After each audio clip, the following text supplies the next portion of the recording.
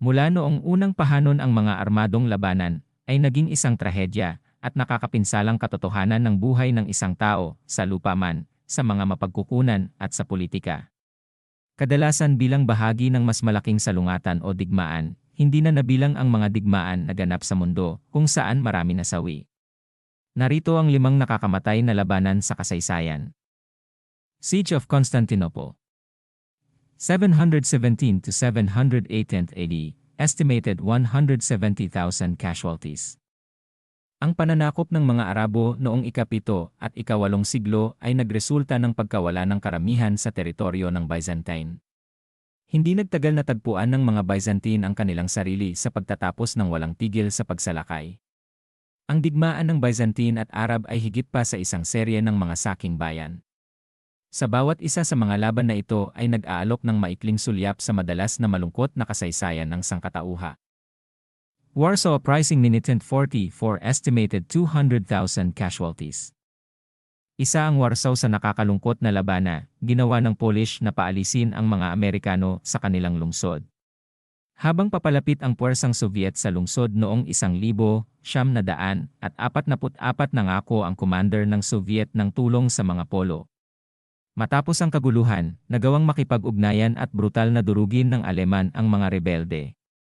Nakuha ng mga Soviet ang mga bangkay makalipas lamang ang ilang linggo. Ang Poland ay hindi umiiral pagkatapos ng digmaan, sa halip ito ay naging estado ng satellite ng Soviet. Battle of Ksinko 1937, estimated 200,000 casualties. October 1937 nagsimula ang labanan sa Ksinko sa pagitan ng Chinese at Imperial Japanese sa Northern China noong ika-8 digmaan ng Chino at Hapon.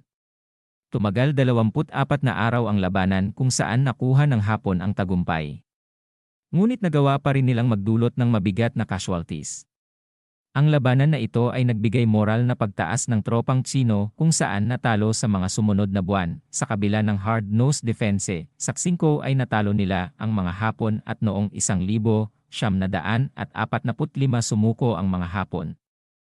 Battle of Alicia 52 ay estimated 200,000 casualties. Ang labanan sa Alesia ay hindi lamang madugo kundi isa rin sa pinakamahusay na mga militar. Sinubaybayan ni Julius Caesar ang mabigat na pinono ng Gaulic sa Vercingetorix. Habang tumatagal ang siege sa loob ng maraming buwan, halos 250,000 katao ang nagtipon. Nagrally ang mga Gaul sa Alesia, kasabay nila ang reinforcement. Sinalakay nila ang mga Romano, kung hindi dahil kay Caesar tiyak na wasak ang Amba Romano. Ang labanan na ito ay nagresulta sa pananakop ng Gual kung saan sinama ang Roma. Battle of Bulge 1944 to 1945, estimated 218,000 casualties. Simula sa buwan ng taglamig noong 1944, inulunsad ni Hitler ang kanyang huling offensive sa ikalawang digmaan pandaigdig. Ang offensive na ito ay tumagal ng 6 na buwan at nagresulta ng matinding labanan. Sa pagdaan sa kagubatan ng Ardennes sa Belgium, ang tipikal na taktika ng Blitzkrieg ay muling ginamit.